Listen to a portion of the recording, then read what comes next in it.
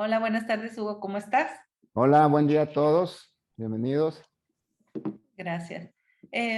Continuamos con los fundamentos de psicología endocéntrica y vamos a ver ahora el circuito 2, emocional territorial, que ya lo hemos estado viendo, en el estadio 6, que es el estadio de fusión.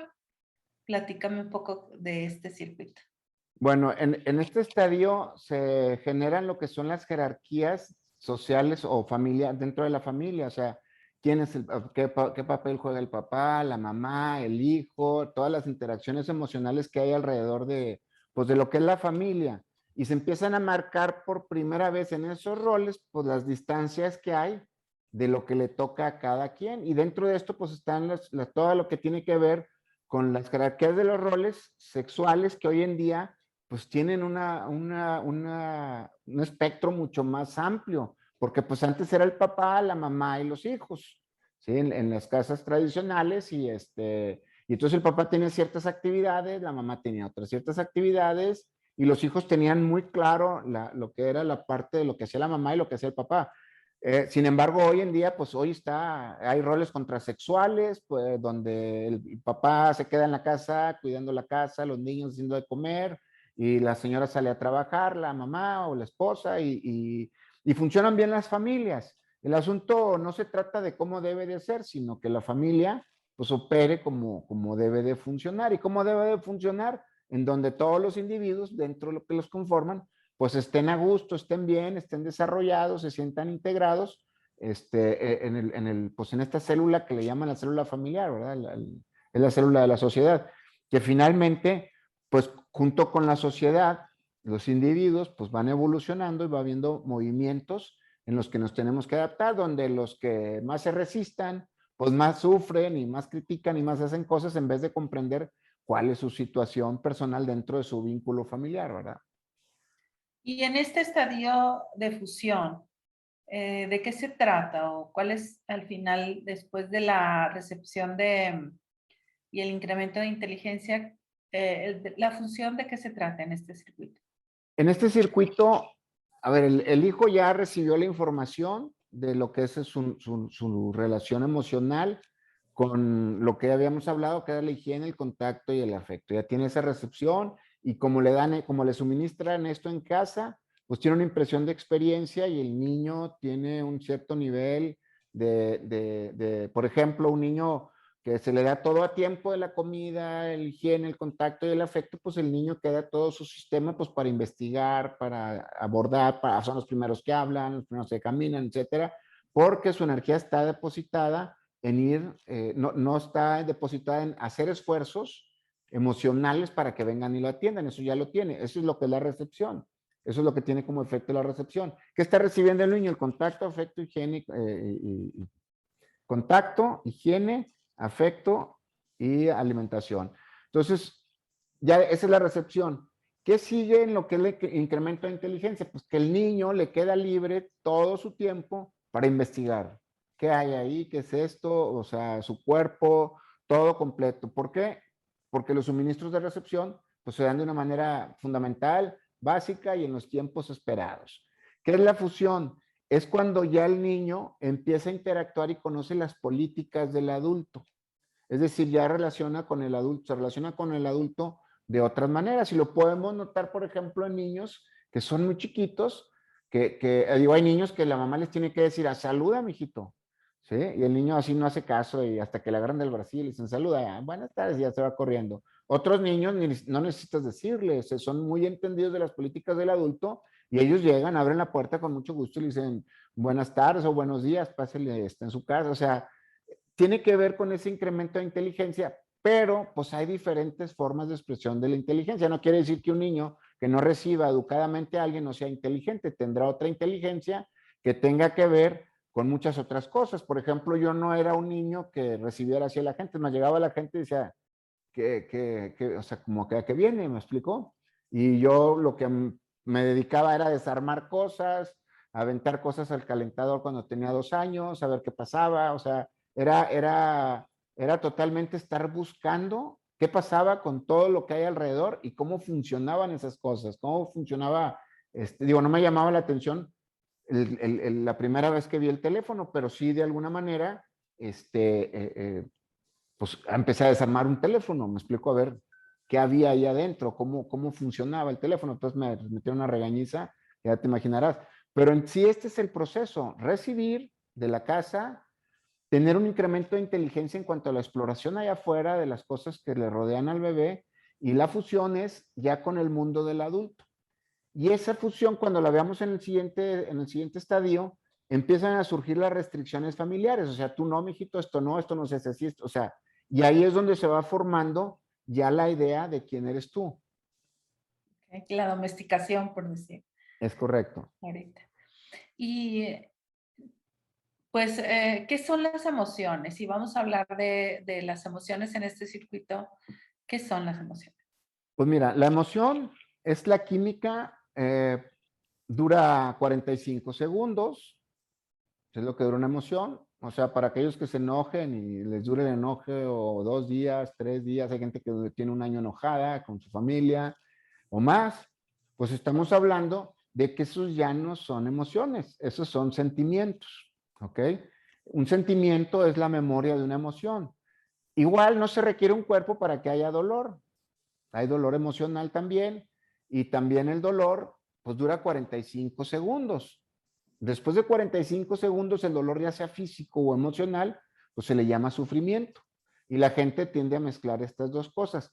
¿De dónde surgen estos parámetros de decir, bueno, a este le duele esto, a este le duele el otro, este tiene un sufrimiento, esta es una emoción, este es un sentimiento? Pues se van cargando a partir de las impresiones de experiencia que va teniendo la gente. Y que obviamente ya hay unas que ya las vimos, que son las impresiones neuroumbilicales, otras que son todas las impresiones durante el proceso del nacimiento, las impresiones de experiencia cuando reciben comida, le quieren contacto y afecto, las impresiones que tienen sobre ir a explorar allá afuera, y finalmente las impresiones que tienen cuando fallan o aciertan en el contacto o el trato con el adulto. Todas estas son químicas que cuando tienes la experiencia, pues se imprime esa experiencia, tienes una sensación, se convierte en una emoción, se graba lo que percibiste, la experiencia y lo que te das cuenta. Y ya cuando empiezas a explicar o empiezas a entender qué está pasando de la emoción, pues eso es una memoria. Mucha gente ve la conciencia como una forma de ya me di cuenta y ya voy a estar mejor. Y la verdad es que la conciencia es una fluctuación de algo que uno ve allá afuera, lo percibe, pero no tiene que ver con que ya entendí un proceso y ya no lo voy a vivir, porque hay una inercia de fluctuación de las emociones, de las tensiones y de todo lo que tiene que ver con el aparato perceptual. Entonces esa parte, pues no la vas a parar. Y el hecho de que te des cuenta de algo en el momento que lo explicas, conviertes la conciencia en una memoria. Y eso ya no es conciencia. O sea, en el momento que yo ya me di cuenta y empiezas y lo que siga, eso ya es una memoria de un evento que ya pasó. La conciencia es un estado constante de estarse observando y observando, percibiendo lo que está pasando, y al mismo tiempo estar experimentando esa percepción y esa conciencia. Por eso es complejo cuando hablamos de la conciencia aquí en la psicología endocéntrica, con el darte cuenta. No es el mismo que el de Gestalt, no es el mismo de muchas otras corrientes, porque es una conciencia que es en un presente determinado y una atención flotante sobre las experiencias o lo que estoy experimentando. Si hablar de la percepción, pues es hablar de todo lo que entra al cuerpo, y que estamos hablando de que son 5 sentidos más otros 2 que son los estereoceptivos y los vasoperceptivos, que son las mariposas en la panza y los pillidos en el oído. Si estos son los estereoceptivos y estos son los vasoperceptivos, y en eso nos da pues una entrada de afuera de 7 más menos 2 de información, o sea, los 7 sentidos más menos 2, ¿sí? Y estos sentidos lo que hacen es pues generar la percepción. La percepción se hace contacto con la experiencia, y la experiencia, pues ya viene lo que es la conciencia.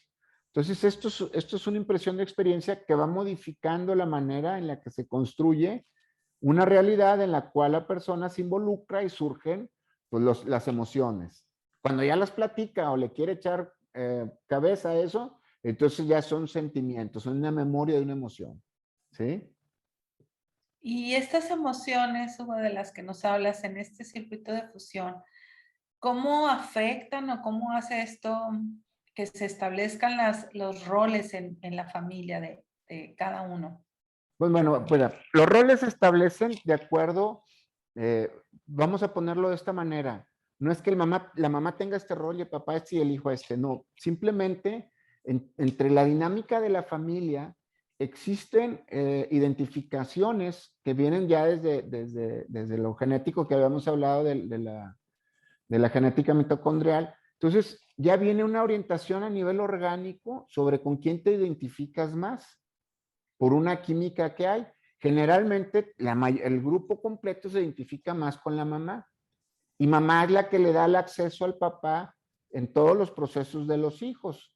Cuando este proceso se da tardío, ¿sí?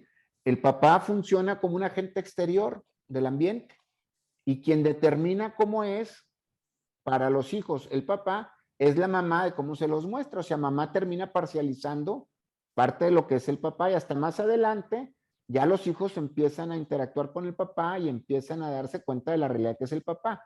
Si es que logra subsistir la familia, porque en los grupos donde la mamá muestra muy negativo al papá, finalmente el papá termina siendo una figura del ambiente o incluso hasta saliendo del núcleo familiar. Estos roles, ¿sí?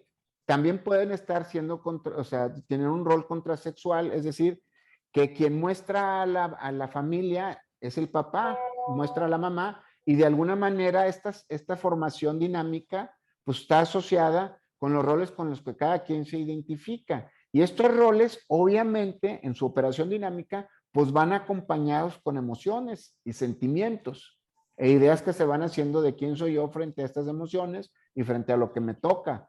Dentro de la familia también existe la parte emocional en donde el papá y la mamá están esperando una respuesta del hijo de cierta manera. Cuando esta no se da, pues entonces hay algún problema que los papás determinan en el hijo y que esto puede ser emocional o meter un castigo o meter una restricción para que el hijo se pueda ajustar a las expectativas que tiene. ¿Me explico?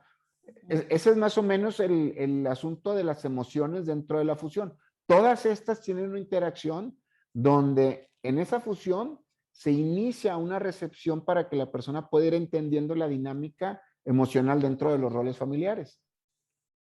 Okay. Y desde ahí formar su personalidad o empezar a formar su personalidad. Desde ahí se forman dos aspectos importantes. Una es cómo siente y lo que le provoca o lo que provoca con lo que siente. ¿Sí? Una persona exitosa dentro de la familia, tenemos dos aspectos. Uno es tiene que ver con las estructuras familiares, es decir, la estructura familiar, tanto económica, cultural, social, psicológica, todos los esquemas que puedas, o las estructuras que hay dentro de la familia, para trascenderlas, la persona tiene que comprenderse dentro de esa estructura, si no, no la va a trascender. Y dentro de esa trascendencia tendría que la familia dejar que la persona tenga ideas diferentes, haga cosas diferentes a lo normal dentro de la familia. Al trascender esto, podemos decir que la persona puede adquirir o tener mayores territorios dentro de lo que se forma. Las emociones tienen su proceso en las motivaciones, ¿sí? En lo que le motiva a la persona y eso se encuentra en el cerebro medio. Es decir, que una persona que no logra sus cosas o no logra lo que desea o sus proyectos, pues tiene alguna relación distorsionada en las emociones contra lo que desea. Por eso no puede hacerlo. Yo les pongo muchas veces, les pongo el ejemplo en los cursos, es como el chango, es un mamífero.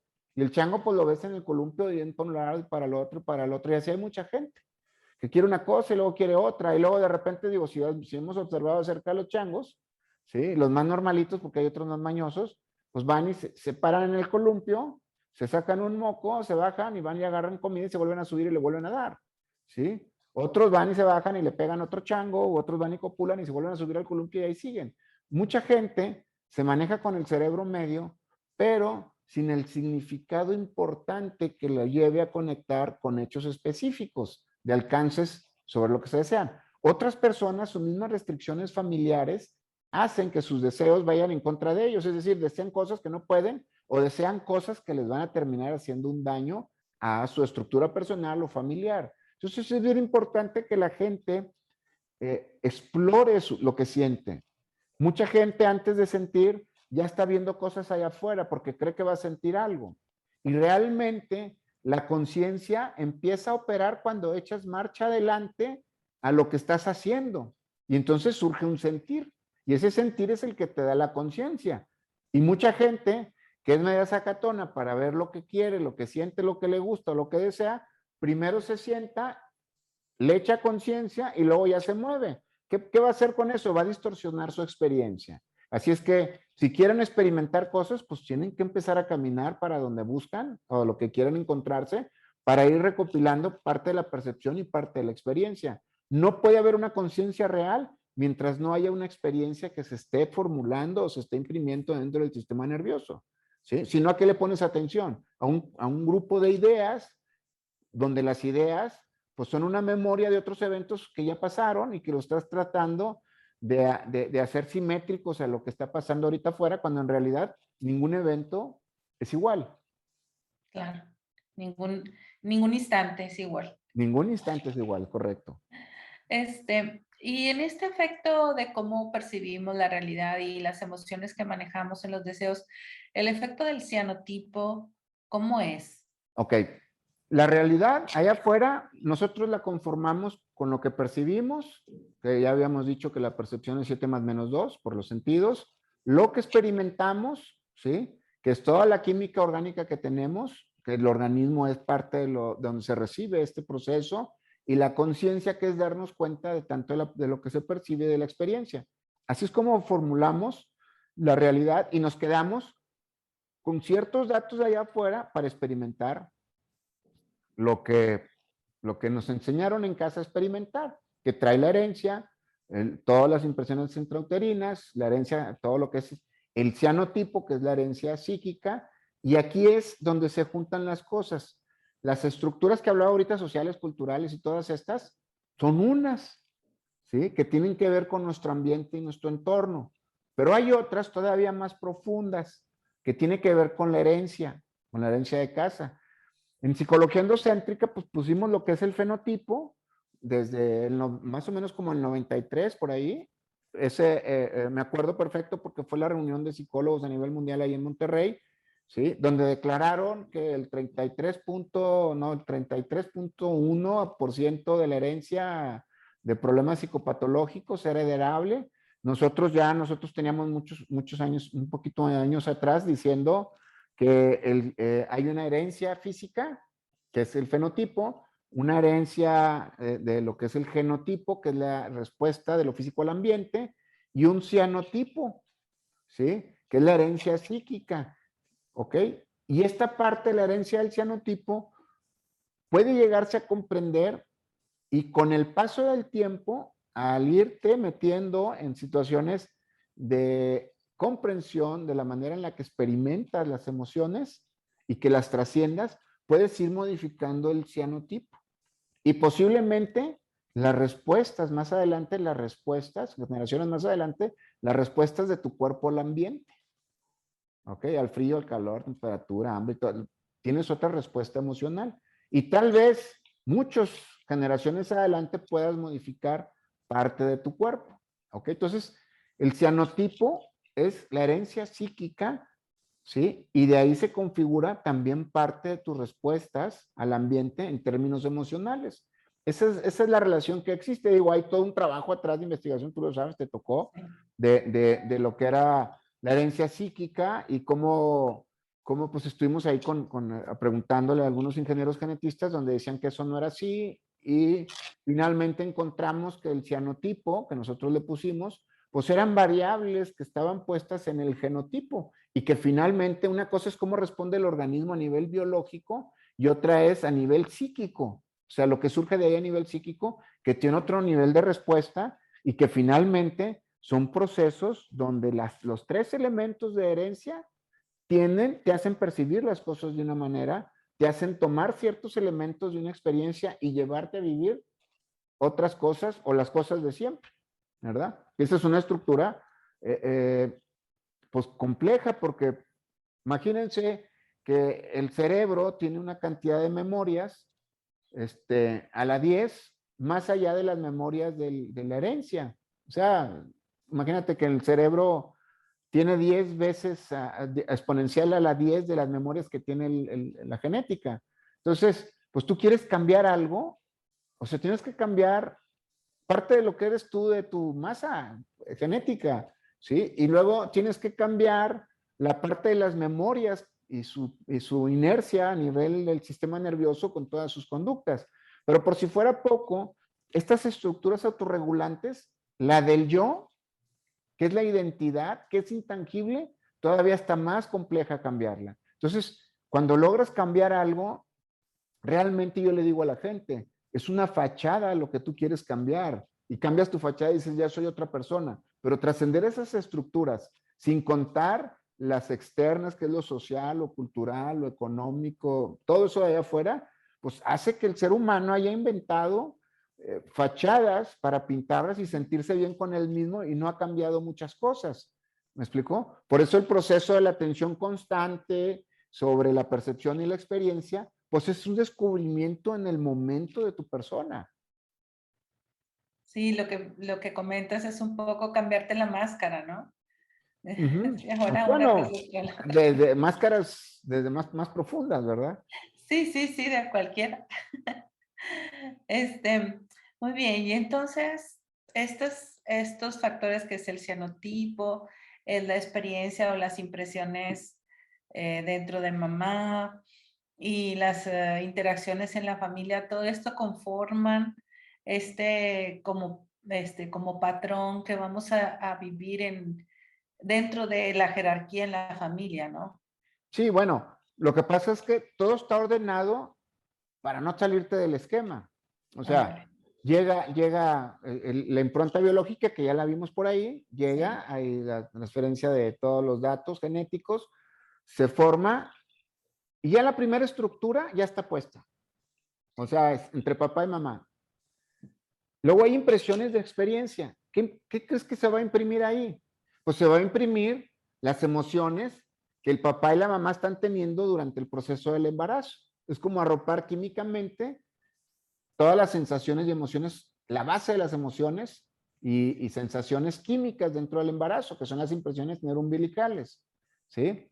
Nace el bebé y la recepción de la primera impresión de cómo se recibe forma también esta parte. Entonces ya tienes una estructura y un esquema ordenado. ¿Sí? No, nunca está mal. Cuando viene alguien aquí, yo no le digo, no estás mal. Así es tu familia. ¿Sí? Así eres tú. Lo que pasa es que estás decidiendo experimentarte de una manera no correcta. ¿Ok? Entonces, nace el bebé y tiene conductas muy específicas que tienen su base en toda esta química que les acabo de mencionar, la de la fusión de elementos genéticos, las impresiones neuroumbilicales, su nacimiento, sus esfuerzos de todas las impresiones neuromusculares.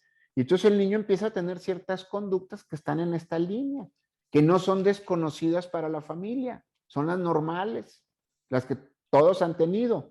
Empiezan a tener conductas que han sido regulares familiarmente y ¿qué hacen los papás? Pues tratan de domesticar. ¿Me explico al bebé? ¿En qué lo domestican? Pues en cuestiones de su alimentación. ¿Cómo lo domestican? En cuestiones de su afectividad, de su contacto con él mismo, etcétera. ¿Sí? Y se van generando estas que más adelante vamos a ver que son las políticas domésticas. O sea, y lo van ajustando a los parámetros de casa. Digo, ¿cuántas veces no hemos oído, nace alguien y le dicen, ay, se parece a su tío fulanito? Sí, Ay, se así parece es. a no sé quién. Ay, se parece a no sé cuál, que llegan las tías, ¿verdad? A decirle a quién se parece. Y luego tú empiezas a ver, oye, pero si el tío era bien viajero o era bien tomador y era bien esto. Y entonces el niño ya también va cargando con una parte de lo que se le está diciendo de que se parece a fulano. Y hasta le enseñan fotos, ¿sí? Las conductas. Y se va dando dentro del esquema familiar para que no te salgas y sigas la misma dirección en todos los aspectos, en lo social, lo económico, cultural, y lo traes ya en esa estructura biológica. O sea, esa estructura de quién eres está cimentada en algo orgánico, ¿sí?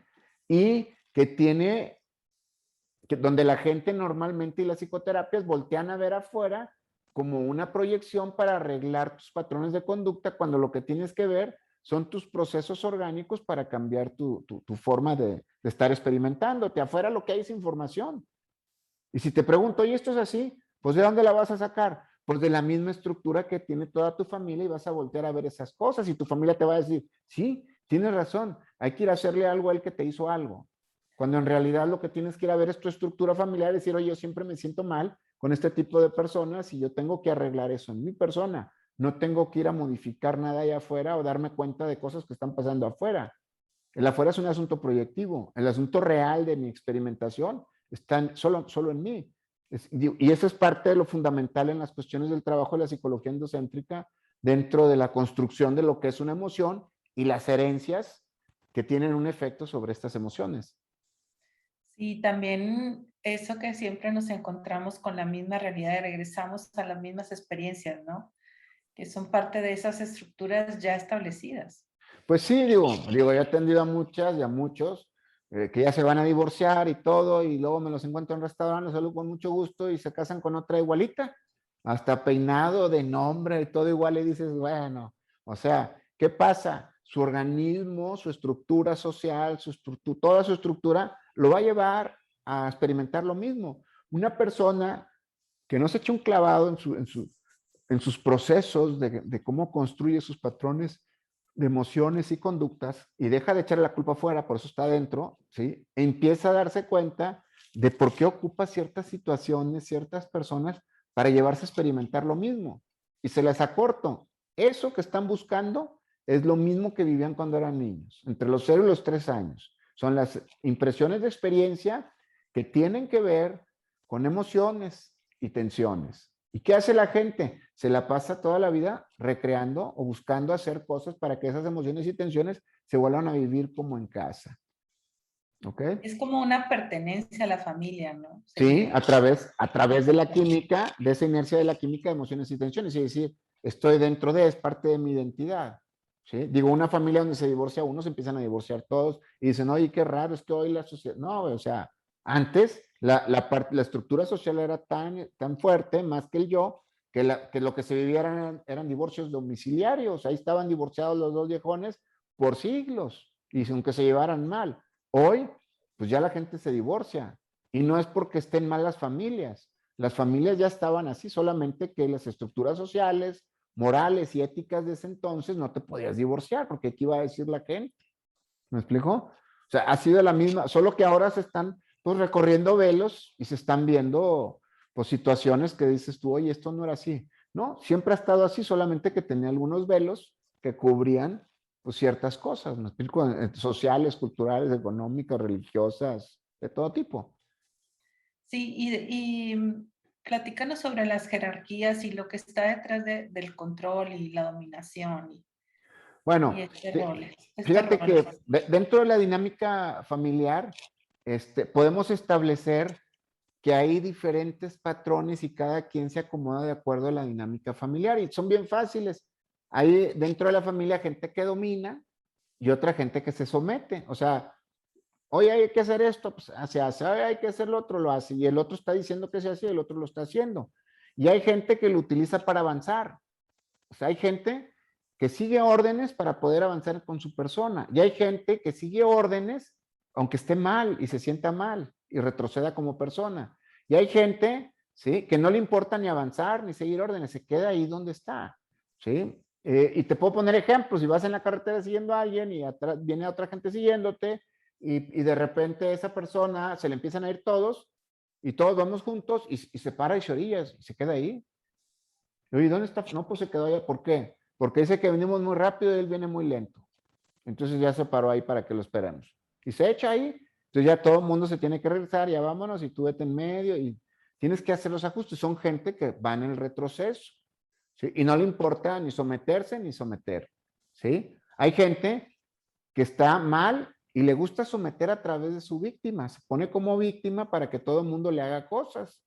Hay otra gente, por ejemplo, que le gusta someterse a través de avanzar. O sea, si yo le hago caso al líder o si yo le hago caso a entonces yo puedo estar mejor y puedo tener una mejor posición. ¿Me explico? Hay gente que su único asunto es avanzar. No importa si va a ser sometido o si va a ser tratando de manipular a la gente. Estos roles, ¿sí? Pues que son 4, que tienen que ver con dominación, sumisión, avance y retroceso, tenemos en diferentes conductas y diferentes dinámicas dentro de la familia. Dentro del grupo didáctico se hace una radiografía personal de dónde están tus juegos, porque una cosa es el trabajo, otra cosa es la familia y otra cosa son las amistades, la relación de pareja, papá, mamá, hermanos, y todas estas configuran una parte que tiene que ver dónde es la parte donde te posicionas. Ahora, detrás de estas posiciones hay emociones. ¿Me explico? Hay gente que se siente satisfecha siguiendo a un líder para avanzar y se somete. ¿Me explico? Y hay otros que se enojan, pero lo hacen porque tienen que avanzar. ¿Ok? Entonces, existen 4 grandes emociones o importantes que le vemos ahí dentro de estas, que es una que es la lucha, otra es la ira, otra es la agresión y otra es la evitación. Todas estas se forman a partir del miedo que surge en estos 4 dramas, vamos a llamarle dramas de control, o sea, en el avance, retroceso, sumisión y dominación. Es un miedo, porque la gente no tiene dentro de su estructura qué quiere hacer. Así es que tiene que hacer algo para avanzar o para retroceder, ¿sí? En someterse o ser el que somete. Entonces, todas estas surgen del miedo. Y el miedo, pues, es lucha, ira, agresión y evitación. Así es que una persona que evita los conflictos, pues estos van creciendo y van teniendo un poder sobre la persona, ¿ok? Los que luchan, pues siempre están luchando porque tienen miedo. Entonces lo que hacen es tratar de alcanzar algo para demostrarle a la gente quiénes son, ¿sí? La agresión es también una persona que tiene miedo y antes de que pase algo él ya está agrediendo antes de que le den. Son las personas que dicen el que pega 2 veces, el que pega primero, pega 2 veces. O sea, son gente agresiva que realmente están sometidos al temor, ¿ok? Y por último, la ira. La ira es toda la gente que dice, pero hay un Dios, el mundo da muchas vueltas y nunca puede tomar ofensiva por temor a lo que le pueda pasar o lo que pueda lastimar a alguien afuera. ¿Ok? Porque hay unos que tienen mucha ira, pero son muy buenos. ¿Sí? No le dicen nada porque pobre. Y mientras se lo están madreando. Entonces, todas estas configuraciones de las que te estoy hablando de emociones detrás de la configuración de avance y sometimiento, están dentro de la familia. Y de ahí surgen todas estas emociones y tensiones y se aprenden entre los 0 y los 3 años, que van marcando, pues, cómo se dirige una personita o una persona en su vida adulta y que como se va dirigiendo, es como va viendo las experiencias, como las va percibiendo, se van imprimiendo y le van diciendo si eres así, si estás así, si necesitas esto y necesitas hacer estas cosas. Y la familia te lo comprueba. Tu herencia y tu identidad te dicen sí. Y luego dices, estoy cansado de meterme en los mismos problemas, con la misma gente o con gente diferente pero sintiéndome igual. Y pues, ¿qué querías? Estás siguiendo esta estructura, esa estructura te agarra y te pone ahí. Para salir de ahí necesitas estar en tu pellejo, viendo cómo construyes una experiencia para ti, no tratando de resolver una experiencia. ¿Me explico? Porque la gente quiere resolver una experiencia, no quiere ir a resolver desde dentro. A ver, ¿cómo construye eso para mí? ¿Cómo hice que terminar yo en esto? ¿Cómo lo hice para tener una relación otra vez donde termine yo sintiéndome igual? La persona no tiene la culpa. ¿Sí? Uno es el que construye las cosas para uno mismo. Cuando la persona deja de ver eso afuera y se concentra en su propia construcción de experiencia, de percepción y de lo que se quiere dar cuenta, entonces ya no hay víctimas. Solo está el que genera y que crea el proceso. Y en este caso, pues es el de las emociones. Cuando la gente entiende esto, deja de sufrir y empieza a ver todos los eventos que vive, ¿sí? Los empieza a experimentar, los vive, pero no los sufre. Así es que tiene una posibilidad de decidir desde otra perspectiva y poder posiblemente, después de este entendimiento interior, cambiar la estructura de quién es, cómo está y sus resultantes allá afuera. Muy bien. Y en este estadio, ¿cuál es el trabajo integral para práctico? O sea, ya en la práctica, Ya, ¿cómo, mira, cómo en se la hace? parte del grupo didáctico, ¿sí? Primero, pues se hace que se elige un tema que ya vimos, que es la parte de lo que es el tipo de niño, el bélico, todos los 3 niños que hay, ¿sí? Vemos cómo la persona genera sus emociones, qué tipo de emociones hay en la familia. Vemos esta estructura donde sacamos lo que es el avance, retroceso, sumisión, dominación, lo que es el proceso de las emociones de lucha, ira, agresión y evitación, del miedo, ¿sí? Y se lleva a que la persona empiece a entender sus procesos emocionales y por qué no hace cosas que realmente quiere hacer y alcanzar. Mucha gente alcanza cosas o logra cosas que no quiere, que le hace sentir mal. Y la verdad es que su construcción de la experiencia y su percepción, pues la ponen en estos términos. Eso es el trabajo que se ve. Se hacen exploraciones del significado personal en relación a tus ganancias, tus pérdidas, tu falta de dirección, ¿sí? Y luego ya se hace un proceso que son 3 tipos de procesos. El que tiene que ver con los que están fallando en lo que perciben afuera, que están percibiendo malas cosas y su experiencia es mala y se dan cuenta de cosas que no están, no es lo que quieren. Hay gente que tiene la capacidad de percibir las cosas como son, pero en términos de experiencia se lo lleva a estar mal y se lleva a estar mal a darse cuenta de cosas que no están bien sobre lo que está percibiendo. Hay otras personas que perciben bien, se experimentan bien, pero a la hora que hacen contacto con su darse cuenta, se encuentran otra historia y abortan su estar bien y su experimentarse bien, porque está dentro de otra estructura que puede ser moral o ética, ¿sí? El trabajo en este módulo es que la persona pueda tener la capacidad de definir lo que percibe, qué datos toma de ahí, empezarse a dar cuenta qué datos toma, a dónde se lleva a través de la conciencia, ¿sí? Y esto es un proceso de estarse observando. ¿Ok? Y empezarle a darle otras nuevas directrices al cerebro sobre cómo uno se quiere experimentar o sentir. Ese es el trabajo en lo que tiene que ver con lo que es el grupo didáctico. En el trabajo que tiene que ver con la escuela endocéntrica, pues está más relacionado con los aspectos de cada uno de estos estadios de manera individual. ¿Ok?